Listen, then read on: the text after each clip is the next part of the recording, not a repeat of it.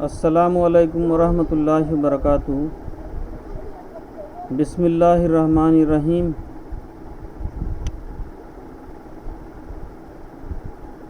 रब्बी ज़िदनी इल्मा, रब्बी ज़िदनी इल्मा, रब्बी ज़िदनी इल्मा।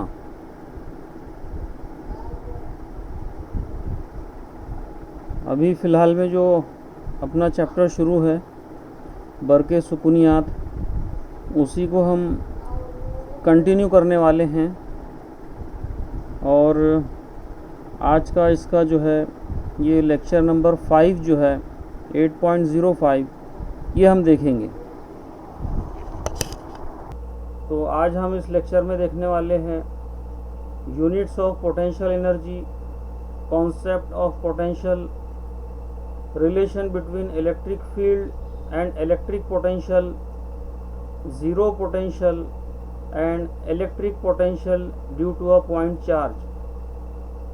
इसमें से बहुत सारे पॉइंट्स जो है तो 11th क्लास में इलेक्ट्रोस्टैटिक्स में आपने पढ़े होंगे, और उसको यहाँ पर फिर हमें जो है तो रिपीट करना है।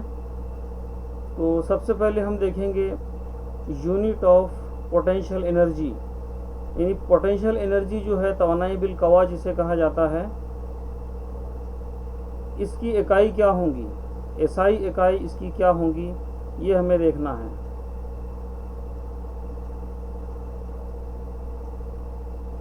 तो तवानाई बिल कवा की इकाइयाँ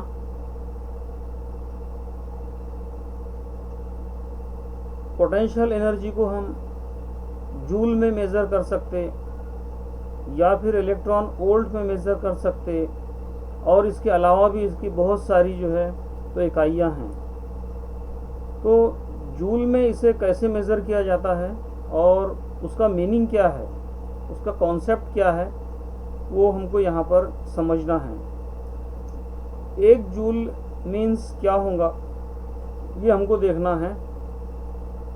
यहाँ पर 1 जूल मीन्स फ़र्ज़ करेंगे कि यहाँ पर कोई इलेक्ट्रिक फील्ड हमने जो है तो रखे, ये कोई इलेक्ट्रिक फील्ड है, और इस इलेक्ट्रिक फील्ड में अगर 1 कूलम बरकी बार को रखा जाए, सपोज़ +1 कूलम बरकी बार को यहाँ पर रखा गया है, तो क्या होगा कि 1 कूलम बरकी बार जो है तो कुव्वत की सिमत में आगे की जानिब बढ़ेगा, और ये जो है तो कुछ तवानाई को गेन करेगा, इसकी एनर्जी में इजाफा होगा। कि इस स्टेटमेंट के मुताबिक 1 जूल मीन्स इकाई बरकी बार को, मीन्स 1 कूलम बरकी बार को बरकी मैदान में हरकत देने पर अगर इसमें 1 वोल्ट एनर्जी अगर इसमें जमा होती है तो हम इसे 1 जूल कहेंगे। तो यहाँ पर ये इलेक्ट्रिक फील्ड हमने जो है तो तैयार किया, और यहाँ पर +1 कूलम बरकी बार को रखा, तो +1 कूलम बरकी बार कुव्वत की सिमत में आगे की जानिब बढ़ेगा और इसकी तवानाई में इजाफा होगा। जैसे ही ये 1 वोल्ट एनर्जी को गेन कर लेगा तो हम कहेंगे कि इसकी जो एनर्जी है वो 1 जूल है। ये उसकी डेफिनेशन हुई। और 1 जूल जो है, joule it is system international, ये इसकी एसआई इकाई है, और सीजीएस में हम इसको अर्ग कह सकते, 1 अर्ग। अब यहाँ पर इलेक्ट्रॉन वोल्ट में भी जो है तो हम इसको मेज़र कर सकते। इलेक्ट्रॉन वोल्ट में अगर हमको इसको मेज़र करना है तो उसको हम कैसे समझ सकते हैं, उसका कॉन्सेप्ट क्या होगा। अगर हम कोई पोटेंशियल डिफरेंस यहाँ पर क्रिएट करें, फ़र्ज़ करेंगे कि यहाँ पर एक पोटेंशियल है, सपोज़ 5 वोल्ट। 5 वोल्ट का पोटेंशियल यहाँ पर हमने रखे, और दूसरी साइड में जो है तो हमने सपोज़ 4 वोल्ट इतना पोटेंशियल जो है तो यहाँ पर क्रिएट किए। जब इलेक्ट्रॉन जब इलेक्ट्रॉन इस 1 वोल्ट पोटेंशियल से पास होगा, सपोज इलेक्ट्रॉन यहाँ से जब गुजरेगा इस पोटेंशियल डिफरेंस से, तो उस इलेक्ट्रॉन की तवानाई बिल हरकत में तब्दीली वाक़ होंगी, और ये जो पॉजिटिव पोटेंशियल है, पॉजिटिव पोटेंशियल की जानिब जो है तो इलेक्ट्रॉन हरकत करेगा। इसकी एनर्जी में जो तब्दीली वाक़ होंगी उसे हम 1 इलेक्ट्रॉन वोल्ट कहेंगे। तो इस डेफिनेशन के मुताबिक फिर 1 इलेक्ट्रॉन वोल्ट क्या होगा? 1 इलेक्ट्रॉन वोल्ट मीन्स जब इलेक्ट्रॉन 1 वोल्ट कवा के फ़र्क से गुज़रता है तो इसकी तवानाई बिल हरकत में होने वाली तब्दीली को 1 इलेक्ट्रॉन वोल्ट कहा जाता है। ठीक है, अब यहाँ पर 1 इलेक्ट्रॉन वोल्ट का कन्वर्शन जो है तो हमने जूल में किए, और ये कन्वर्शन फैक्टर जो है आपको हमेशा के लिए याद रखना है। 1 electron volt is equal to 1.6 into 10⁻⁻19 joule, 10⁻⁻19 joule. और ये एक्चुअल में चार्ज ऑन इलेक्ट्रॉन भी है, क्योंकि यहाँ पर जो E है, इस E की जगह पर हमने क्या रखा यहाँ पर 1.6 10⁻⁻19, तो ये कन्वर्शन फैक्टर उसका हुआ। इसी तरह से अब जो दूसरी बड़ी इकाई है इसकी, वो है किलो इलेक्ट्रॉन वोल्ट।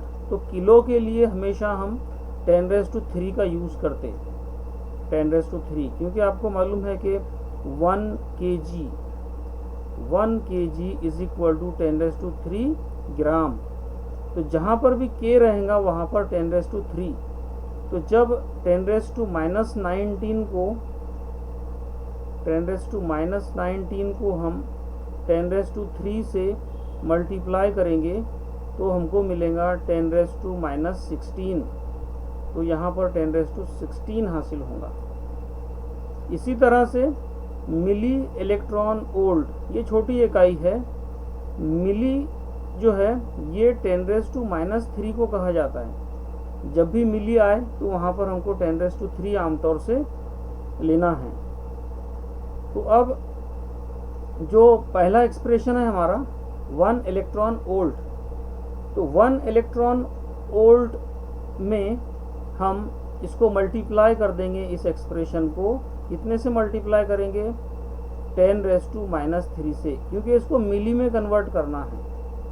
तो अब ये -19 और -3 ये हो जाएगा -22। इस तरह से हमारे पास जो अब हासिल होगा 1.6 10⁻22, 1.6 10⁻22 जूल, इतना हासिल होगा। तो ये है यूनिट्स ऑफ पोटेंशियल एनर्जी। तो यहाँ पर पहला पॉइंट जो था हमारा यूनिट्स ऑफ पोटेंशियल एनर्जी, ये हमने कंप्लीट किए। इसके बाद अब हमको देखना है कॉन्सेप्ट ऑफ पोटेंशियल एनर्जी। तो दूसरा पॉइंट हम देखेंगे concept of potential energy. Question इस तरह से जो है तो आ सकता है, बरकी कवा के तस्वुर को ज़ाब्तों के ज़रिए वाज़े कीजिए, इसी तरह बरकी कवा और बरकी मैदान की शिद्दत में ताल्लुक़ हासिल कीजिए। तो अब यहाँ पर सबसे पहले हम पोटेंशियल क्या है उसको समझने की कोशिश करेंगे। इसके पहले के लेक्चर में हमने जो है तो पोटेंशियल एनर्जी के लिए फार्मूला हासिल किए थे, और वो फार्मूला है U is equal to 1/4πε0 Q1 Q2/R, क्योंकि यहाँ पर ये दो बरकी बारों का निज़ाम है। एक पहला जो बरकी बार है वो Q1, दूसरा बरकी बार Q2 है, और इनके दरमियान जो हमको एनर्जी हासिल होगी जब Q2 बरकी बार को हम Q1 बरकी बार के करीब R फासले तक लाने की कोशिश करेंगे, तो उस पर वर्क होगा Q2 बरकी बार पर, और ये वर्क उसमें तवानाई बिल कवा के तौर पर जमा रहेगा। और ये तवानाई बिल कवा के लिए ज़ाब्ता जो है हमने इसके पहले जो पिछला लेक्चर हुआ हम अपना, उस लेक्चर के अंदर हमने इसको डिराइव किए। ठीक है, अब यहाँ पर क्यू बरकी बार के लिए बरके सुकूनी कवा क्या होगा? पोटेंशियल। पोटेंशियल का फार्मूला आपको मालूम है, पोटेंशियल होता है V इज इक्वल टू किया गया काम, वर्क डन जिसे कहा जाता है, किया गया काम फी इकाई बरकी बार। यानी जो वर्क डन है वो पोटेंशियल एनर्जी के मसावी होता है, यानी dW को हम du कह सकते अपॉन Q। यानी जो तवानाई बिल कवा है या जो पोटेंशियल एनर्जी है, अगर उसको हम Q से डिवाइड कर दे तो हमें कवा हासिल हो सकता है। तो यहाँ पर क्या किया हमने कि जो इक्वेशन A थी इसको हमने फ़र्ज़ करो कि यहाँ पर एक पहला बरकी बार जो था वो Q था और दूसरा बरकी बार भी Q था। तो जब इस इक्वेशन A को हम Q से तकसीम करेंगे तो एक Q कैंसिल होगा और एक बचेगा, तो फिर यहाँ पर हमको कवा हासिल होगा। यानी हमने V is equal to UR upon Q इस तरह से किए। इक्वेशन A को हमने Q से तकसीम किए तो क्या हासिल हुआ? पोटेंशियल हासिल हुआ। तो ये है बरकी कवा Q upon 4 pi epsilon 0 into R। अब यहाँ पर इन दोनों इक्वेशंस को जो है तो हम ऐसा भी लिख सकते हैं जैसा आपको यहाँ पर नेक्स्ट स्टेप में नज़र आ रहा है।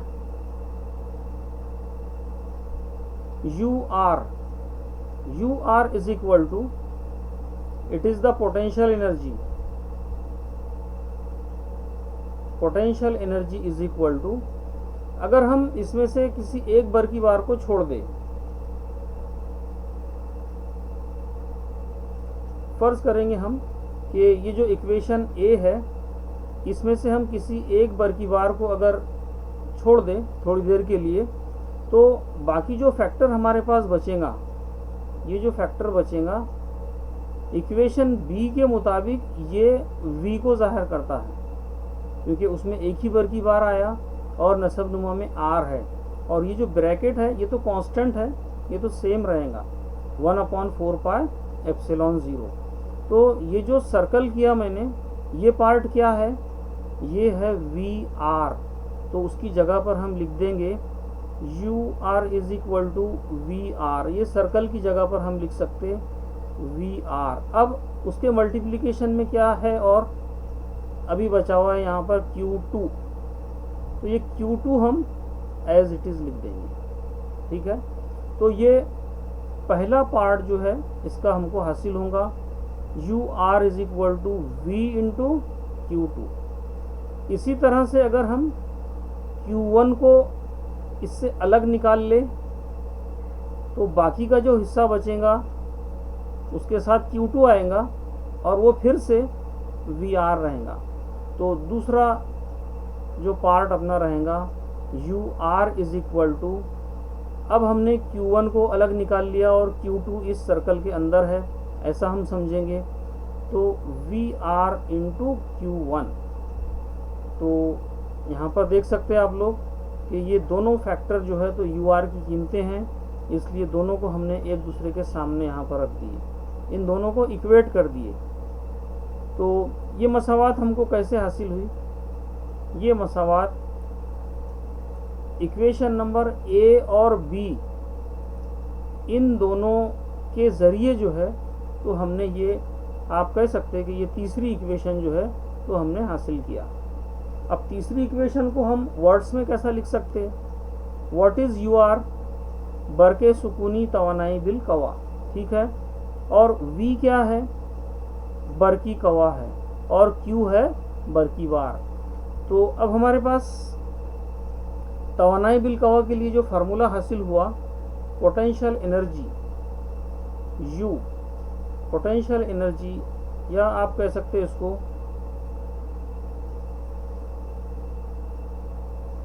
पोटेंशियल एनर्जी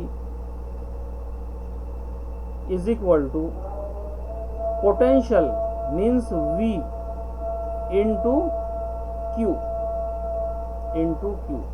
तो ये पोटेंशियल एनर्जी के लिए जो फार्मूला है ये आपको याद रखना है।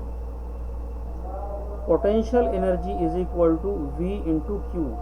अब आप कहेंगे कि पोटेंशियल एनर्जी का फार्मूला तो अभी तक हमने इस तरह से देखा कि PE is equal to mgh।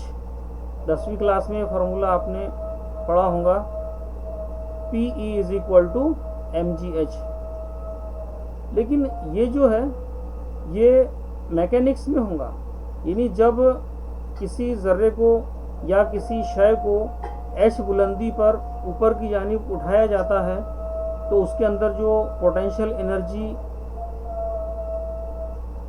हासिल होंगी उस पोटेंशियल एनर्जी को mgh के ज़रिए हासिल किया जाता है। लेकिन यहाँ पर हम जो बरकी बारों का जो निज़ाम है, यानी इलेक्ट्रिक फील्ड के अंदर या इलेक्ट्रिसिटी के अंदर जो पोटेंशियल एनर्जी होंगी वो इतनी रहेंगी V मल्टीप्लाइड बाय Q। यानी हमको पोटेंशियल को चार्ज से मल्टीप्लाई करना है तो पोटेंशियल एनर्जी आपको जो है तो यहाँ पर हासिल होंगी। तो अब देखिए आप यहाँ पर इसी पोटेंशियल एनर्जी के फॉर्मूले को आप कैसे लिख सकते हैं। यहाँ पर इसी फॉर्मूले को हम ऐसा लिखेंगे। अब ये जो Q है ये Q दूसरी साइड में जाएगा नसबनुमा में और इधर की साइड में बचेगा सिर्फ V। V is equal to इधर है पोटेंशियल एनर्जी और नसबनुमा में गया Q। तो ये वही फार्मूला है लेकिन उसको थोड़े अलग अंदाज में हमने लिखे, यानी V इज इक्वल टू इसको लिखे। और ये फार्मूला इस नोट्स में इस तरह से लिखा गया है, पोटेंशियल यानी कवा is equal to potential energy upon charge. तो फिर कवा क्या हुआ, पोटेंशियल एनर्जी पर unit charge is known as the electric potential. ये इसका फार्मूला हुआ और सबसे मेन यही फार्मूला बस आपको इस पूरे एक्सप्रेशन के लिए याद रखना है। अब अगर इसमें हम तब्दीली को फर्ज करें कि जब तवानाई बिल कवा में तब्दीली वाक़ई होंगी तो पोटेंशियल भी तब्दील होगा। यहाँ पर V की बजाय जो है तो V को हमने चेंज किया फ्रॉम V2 टू V1। इसी तरह से इसकी जो पोटेंशियल एनर्जी है मीन्स U, उसमें भी तब्दीली वाक़ई होंगी U2 minus U1 upon charge Q। तो चेंज इन पोटेंशियल एनर्जी या पोटेंशियल एनर्जी इसे कहा जाता है work done. It is equal to work done. तो अब आप ऐसा भी कह सकते कि जो कवा में तब्दीली है, बरकी कवा में होने वाली तब्दीली किया गया काम यानी काम में तब्दीली फी इकाई बरकी बार, काम में तब्दीली फी इकाई बरकी बार, इसे बरकी कवा कहा जाता है।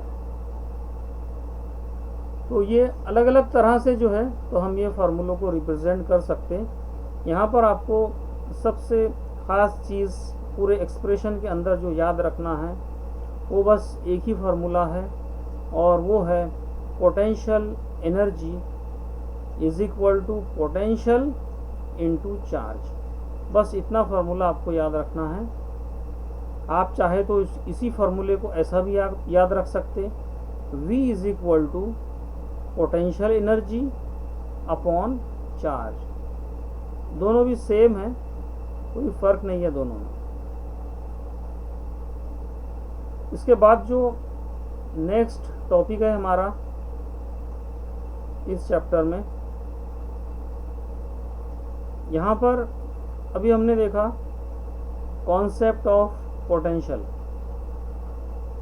इसके बाद नेक्स्ट चीज़ जो हमको देखना है relation between electric field and electric potential. अब इन दोनों के दरमियान ताल्लुक जो है वो हमको हासिल करना है।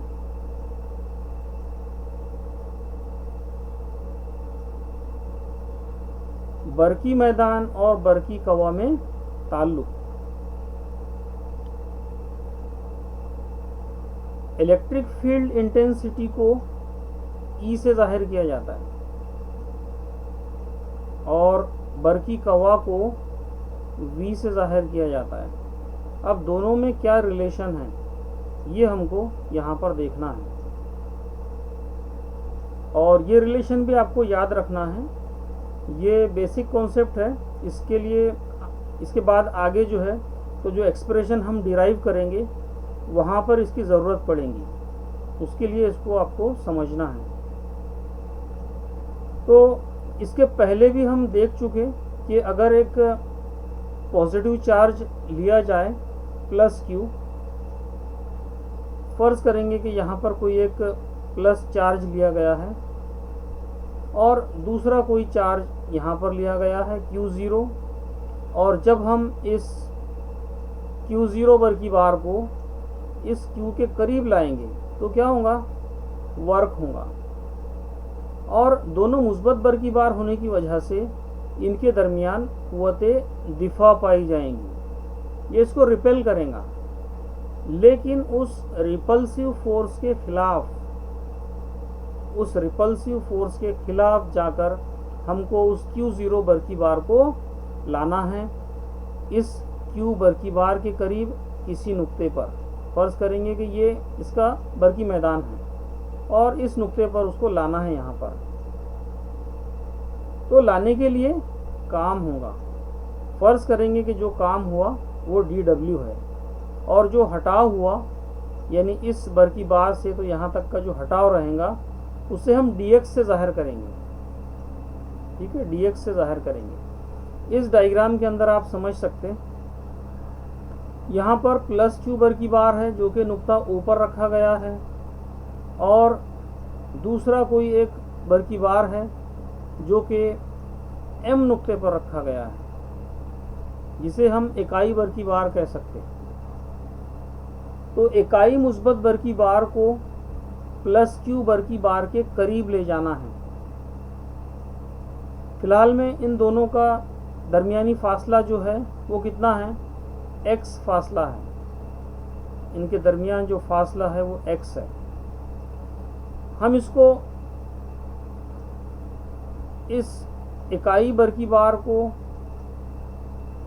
थोड़े बहुत फासले से हटाकर यानी dx फासले से हटाकर यहाँ तक n तक लाने की कोशिश करेंगे तो उस बरकी बार पर वर्क होगा।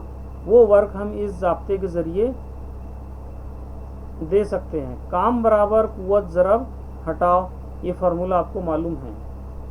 अब यहाँ पर मनफी अलामत क्यों ली गई है, क्योंकि ये दोनों बरकी बार एक दूसरे को दिफा करेंगे। कुव्वत जो है तो बाहर की जानिब होंगी और इस बरकी बार का हटाव जो है वो इधर की जानिब है। इस जानिब dx हटाव है और इस जानिब अमल करने वाली कुव्वत है। इन दोनों की सिमतें एक दूसरे के मुखालिफ है, इसलिए यहाँ पर निगेटिव लिया गया है। ठीक है, तो ये एक कॉन्सेप्ट ये ऑलरेडी हमको मालूम है, ये फार्मूला किया गया काम कुव्वत ज़रब हटाओ। अब दूसरा फार्मूला जो हम देखने वाले हैं वो बरकी कवा का है। ये बरकी कवा के लिए ये फार्मूला आपको देखना है। क्या है बरकी कवा की डेफिनेशन, बरकी कवा dV इज इक्वल टू किया गया काम फी इकाई बरकी बार। तारीफ के मुताबिक हमने इक्वेशन 2 को लिखे यहाँ पर। अब जो dW की कीमत इक्वेशन नंबर 1 में अभी हमने निकाले थे, यहाँ पर ये वाली कीमत F इंटू dx, ये कीमत लाकर हम यहाँ पर रख देंगे इक्वेशन नंबर 2 में, तो फिर ये इक्वेशन हासिल होगी हमको। dV is equal to minus F d x upon Q. अब यहाँ पर थोड़ा सा एडजस्टमेंट की अपन ने, एफ अपॉन क्यू को एक ब्रैकेट में ले लिए और dx जो था वो ब्रैकेट के बाहर कर दिए, और माइनस यहाँ पर जैसा था वैसा ही है। अब एक चीज़ आपको और भी मालूम है, बरकी मैदान की शिद्दत की एक तारीफ हमने देखे थे, और वो तारीफ ये है यहाँ पर जो ब्रैकेट में दी गई है। इकाई बरकी बार पर अमल करने वाली कुव्वत को बरकी मैदान की शिद्दत कहा जाता है। तो यहाँ पर कुव्वत फी इकाई बरकी बार यानी इलेक्ट्रिक फील्ड इंटेंसिटी। तो फिर ये जो पूरा ब्रैकेट नज़र आ रहा है आपको, ये ब्रैकेट क्या है? ये ब्रैकेट है ई, इलेक्ट्रिक फील्ड इंटेंसिटी। तो इस ब्रैकेट को हटाएंगे और वहाँ पर ई लिख देंगे, और जैसा dx यहाँ पर था वो dx यहाँ पर एज इट इज़ रहेगा। तो फिर dv की कीमत हमको हासिल हुई यहाँ पर, dv is equal to minus E into d x.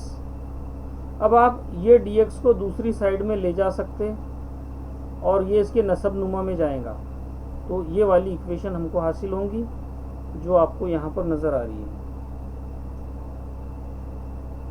ये इक्वेशन हमको हासिल होंगी, E is equal to minus d V into d x.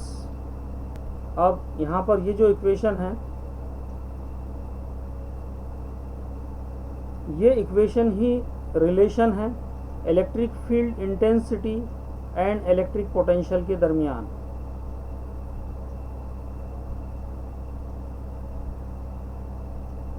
तो यहाँ पर ये रिलेशन जो है तो इसको आप देख सकते हैं। ये फार्मूला आपको याद रखना है,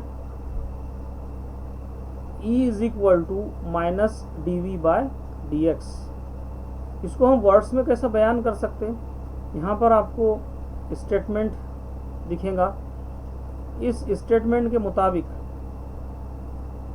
बरकी मैदान की शिद्दत यानी E, बरकी मैदान की शिद्दत मनफी बरकी कवा की गिरावट, जिसे पोटेंशियल ग्रेडियंट कहा जाता है, यानी V बाय डी एक्स, इसे पोटेंशियल ग्रेडियंट हम कहेंगे। और ये इलेक्ट्रिक फील्ड के मसावी लेकिन मुखालिफ सिमत में होगा।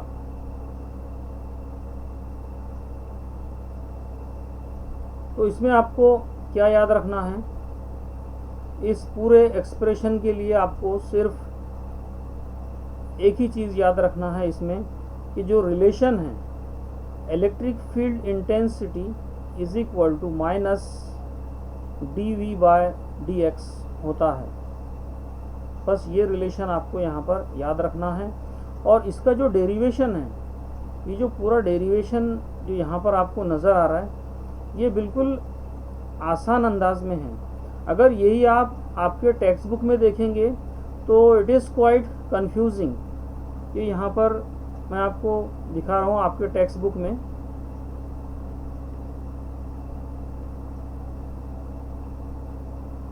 ये देखिए यहाँ पर relation between electric field and electric potential, इसके लिए जो एक्सप्रेशन जो हासिल किया गया वहाँ पर ये लिया गया इस तरह से। ये पेज नंबर 190 पर आपको मिल जाएगा आपकी टेक्स्ट बुक में। अब यहाँ पर आप देख सकते हैं d W is equal to minus F into d x is equal to minus E into d x. यानी यहाँ पर क्या है कि जो फोर्स है यहाँ पर, इस फोर्स को इलेक्ट्रिक फील्ड इंटेंसिटी के इक्वल लिया गया है। तो यहाँ पर ये बहुत कंफ्यूजिंग है, और इस पर से अगर आप देखिए तो आप समझ नहीं सकेंगे इसको, इस एक्सप्रेशन को। और यहाँ पर इलेक्ट्रिक फील्ड इंटेंसिटी जो हासिल हुई वो उतनी ही है। तो ये काफ़ी इजी मेथड है, जो मुझे मालूम था उस हिसाब से मैंने जो है तो इसको डिराइव किया इस एक्सप्रेशन को, और मुझे उम्मीद है कि ये आप इसको अच्छी तरह से समझ सकेंगे। इसके बाद हमको देखना है ज़ीरो पोटेंशियल किसे कहा जाता है, सिफर कवा। तो ज़ीरो पोटेंशियल के लिए क्या करेंगे कि सबसे पहले तो कोई एक रेफरेंस पॉइंट हमको लेना पड़ता है। जैसे हम कोई एक अगर मुहद्दिदी निज़ाम हम फ़र्ज़ कर लें, जैसे कोई कोऑर्डिनेट सिस्टम हम अगर लें इस तरह से, तो इस कोऑर्डिनेट सिस्टम के अंदर जो मबदा है इसे ओ कहा जाता है, और जो सिफर बरकी बार है, जो ज़ीरो पोटेंशियल है, ज़ीरो पोटेंशियल जो है ये एक रेफरेंस पॉइंट होता है। एक्चुअल में ज़ीरो पोटेंशियल मीन्स ये रेफरेंस पॉइंट है, यानी जहाँ से हमको शुरू करना है उस नुक्ते के पोटेंशियल को ज़ीरो समझा जाता है। और ये नुक्ता जो है ये आर्बिट्ररी हो सकता है, यानी इसको किसी भी जगह पर हम ले सकते, ज़रूरी नहीं कि उस ज़ीरो पोटेंशियल के नुक्ते को हम इस ओरिजिन पर ही ले, हो सकता है हम उसको यहाँ से कंसीडर करना शुरू करें इस नुक्ते से। Suppose it is point A. अब यहाँ से हम पोटेंशियल को मेज़र करना शुरू करेंगे आगे, और जो यहाँ का जो पोटेंशियल रहेगा उसको V is equal to 0 volt हम एज्यूम करेंगे। और इसीलिए यहाँ पर कहा गया है कि जो सिफर कवा का नुक्ता होता है ये खुद मुख्तार यानी आर्बिट्ररी होता है, हम चाहे जहाँ उसको ले सकते, लेकिन जहाँ से भी उसकी शुरुआत करेंगे उसको हमको ज़ीरो फ़र्ज़ करके चलना है, और ये एक रेफरेंस पॉइंट के तौर पर इस्तेमाल होता है। और वहाँ से फिर दूसरी चीज़ों के पोटेंशियल को जो है तो मेज़र किया जा सकता है। ये यहाँ जो नोट्स है आप इसको रीड कर सकते। हकीकत में सिफर कवा का नुक्ता खुद मुख्तार होता है, जहाँ से भी कवा की पैमाइश शुरू की जाती है इस नुक्ते को रेफरेंस पॉइंट या हवाले का नुक्ता लिया जाता है। नुक्ताई बरकी बार या इलाकाई बरकी बारों के निज़ाम के लिए सिफर नुक्ता लामहदूद फासले पर लिया जाता है, लिहाजा बरकी मैदान में किसी नुक्ते पर लामहदूद फासले से इकाई बरकी बार को लाने के लिए किया गया काम बरकी कवा कहलाता है। अब यहाँ पर एक कुछ चार्जेस को हमने जमा किए इस तरह से, और एक कोई पॉजिटिव चार्ज जो कि यहाँ से लामहदूद फासले पर वाक़ई है। तो लामहदूद फासले पर से जब किसी बरकी बार को इस निज़ाम में लाया जाता है तो जो वर्क होता है उसे बरकी कवा कहा जाता है, V से उसे ज़ाहिर किया जाता है। अब यहाँ पर जब वो लामहदूद फासले पर बरकी बार रहेगा तो इस जगह पर उसका जो पोटेंशियल है वो ज़ीरो लिया जाता है, क्योंकि वहाँ पर अभी फ़िलहाल में उस पर कोई वर्क नहीं हुआ।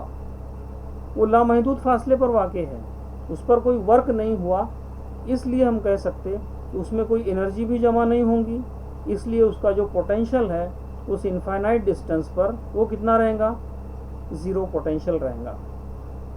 तो ये है ज़ीरो पोटेंशियल।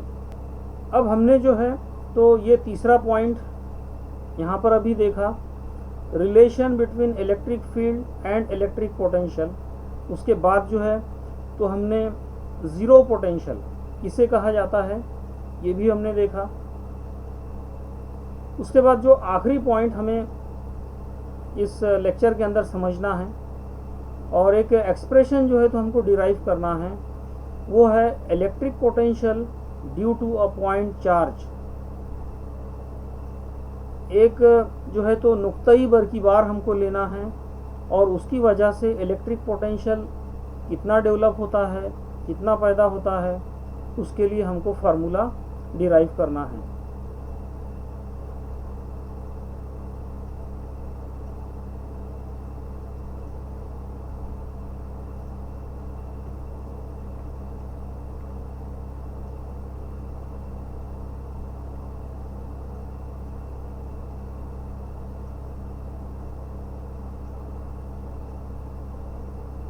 तो अगला क्वेश्चन है हमारा क्वेश्चन नंबर 7। नुक्ताई बरकी बार की वजह से हासिल होने वाले बरकी कवा यानी इलेक्ट्रिक पोटेंशियल के लिए फिक्रा अखज़ कीजिए।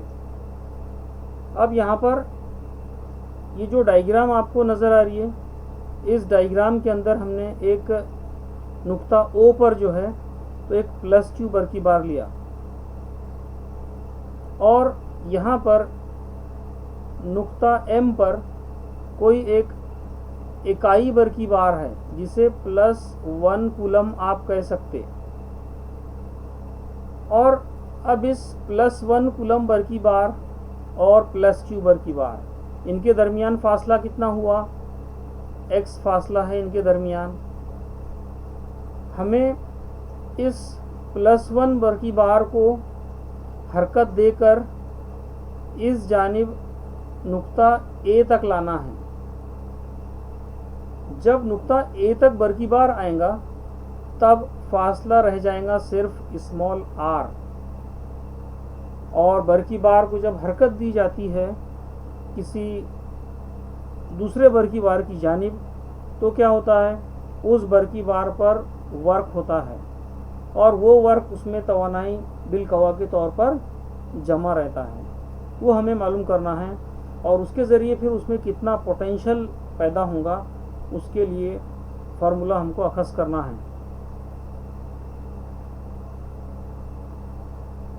तो यहाँ पर आपको मालूम है कि जो कूलम्बिक फोर्स होती है वो फोर्स हम इस फार्मूले के ज़रिए लिख सकते हैं। इस बर की बार पर जो कुव्वत लगाई जाएंगी वो कुव्वत, कूलम का फार्मूला सभी को मालूम है, 1/4πε0 Q1 Q2/r²। तो एक तो Q यहाँ पर है जो हमने ले लिया यहाँ पर, और दूसरा जो बर की बार है वो +1 है, तो यहाँ पर 1 लिया गया, और दोनों के दरमियान का जो डिस्टेंस है वो कितना है, इन द बिगिनिंग x फासला है, तो यहाँ पर ज़ाब्ते के मुताबिक हमने कूलम का फार्मूला लिखा।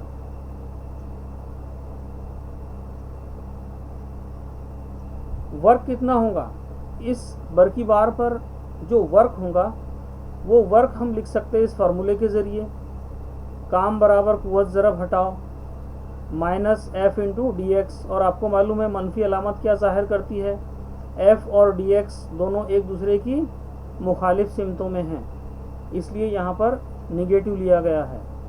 तो ये सिर्फ छोटा सा वर्क डन है जब हम इस चार्ज को M से, इस डायग्राम में आप देखिए नुक्ता M से जब N तक हम इस बर की बार को लाएंगे तो dx हटा होगा, और जो वर्क डन होगा वो वर्क डन हमने यहाँ पर इस इक्वेशन के ज़रिए लिखा है, dw = -F × dx।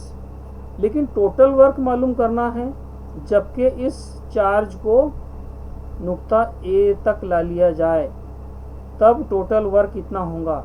तो अब क्या करेंगे, मालूम है आपको इंटीग्रेशन लिया जाता है।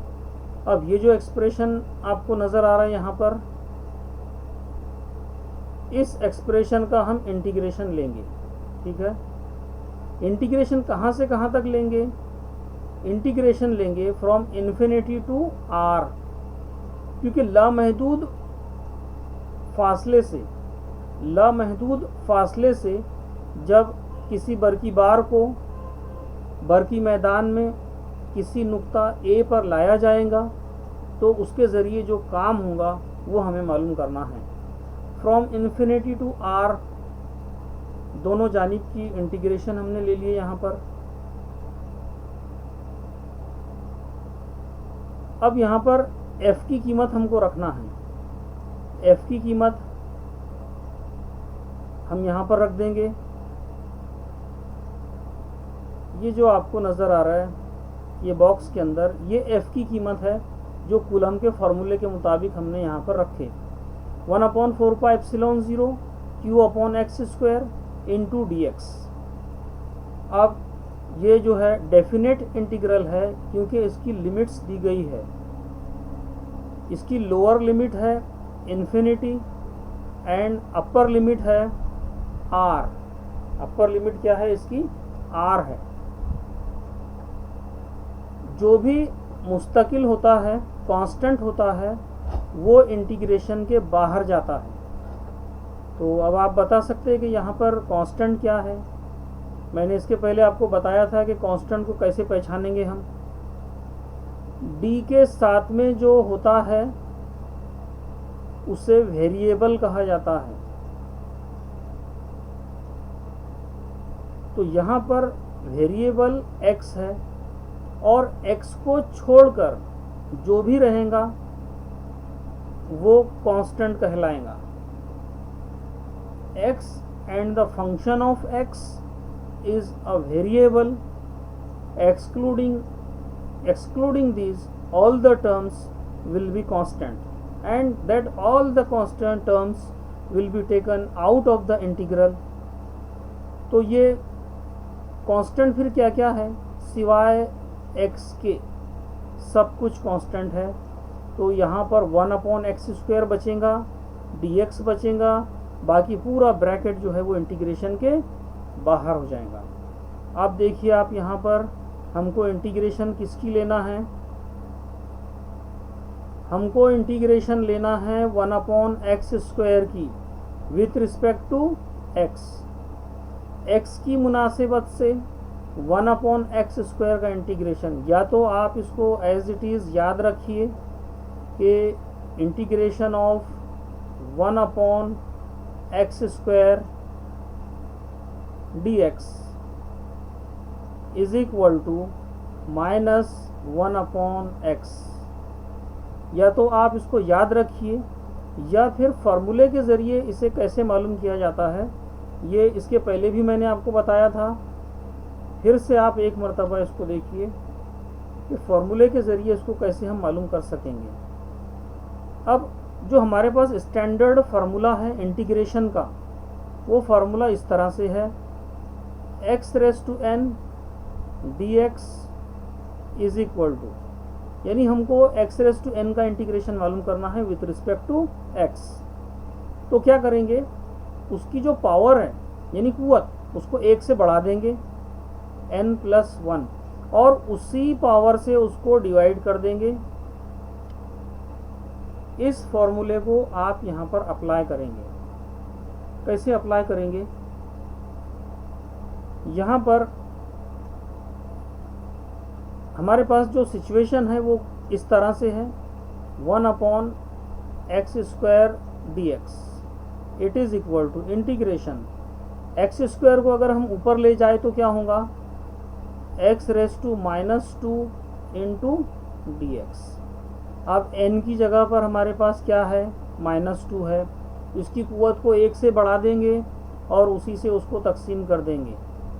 x⁻² + 1 1 से बढ़ा दिए और सेम पावर से उसको divide, -2 + 1 it is equal to x⁻1/-1 and it is equal to -1/x। क्योंकि x की कुव्वत -1 है, जब भी नस्ब नुमा में आएगा तो 1/x होगा। तो ऐसे आप इसकी इंटीग्रेशन जो है तो हासिल कर सकते। Now come to the point. यहाँ पर आप इसको देख सकते, 1/x² का इंटीग्रेशन क्या होगा, ये होगा -1/x और ब्रैकेट की जो लिमिट होंगी इन्फिनिटी टू r। अब लिमिट को कैसा रखा जाता है ये भी हमने पिछले लेक्चर में देखे। सबसे पहले जो अपर लिमिट है उसको रखेंगे, यानी इस ब्रैकेट के अंदर जहाँ पर भी x दिखेगा उसकी जगह पर r रखेंगे, ठीक है। तो ये होगा -1/r। उसके बाद फिर माइनस लिया जाता है, तो फार्मूले में जो माइनस होगा वो और यहाँ का ये माइनस, ये दोनों मिलकर ऐसे होंगे प्लस। और अब रखा जाएगा lower limit. Lower limit x की जगह पर रखेंगे, ये होगा 1/∞। शॉर्ट में आप इसको यहाँ पर ऐसे समझ सकते, फ़र्ज़ करेंगे कि यहाँ पर 1/x है और यहाँ पर हम इसकी लिमिट रखने वाले हैं limit from a to b, तो क्या होगा, पहले अपर लिमिट रखेंगे x की जगह पर b 1/b माइनस, अब लोअर लिमिट लेंगे 1/a। इस तरह से ये होगा। ये कॉन्सेप्ट यहाँ पर हमने अप्लाई किए। तो अब आप देख सकते हैं कि 1/∞ क्या होता है, 1/∞ इज इक्वल टू 0 होता है। ये भी आपको याद रखना है। तो ये पूरा फैक्टर हो गया अब यहाँ पर 0, और बचा सिर्फ -1/r, और ये माइनस और ये माइनस, क्योंकि दोनों के दरमियान मल्टीप्लिकेशन है, वो हो जाएंगे प्लस।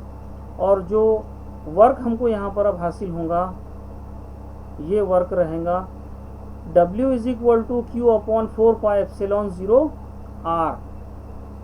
जो वर्क डन होता है उस पर, वो वर्क डन उसमें तवानाई बिल कवा के तौर पर जमा रहेगा, तवानाई के तौर पर जमा रहेगा, और उसे हम V से जाहिर कर सकते हैं। तो V is equal to,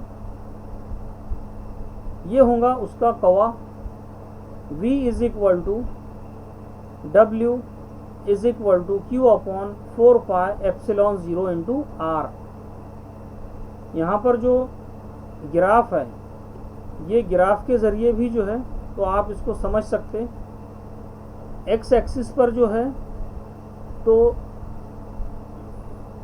x axis पर जो है तो डिस्टेंस r लिया गया यहाँ पर, और y एक्सिस पर जो है तो हम दो चीज़ों को प्लॉट करेंगे, एक इलेक्ट्रिक पोटेंशियल और एक इलेक्ट्रिक फील्ड इंटेंसिटी।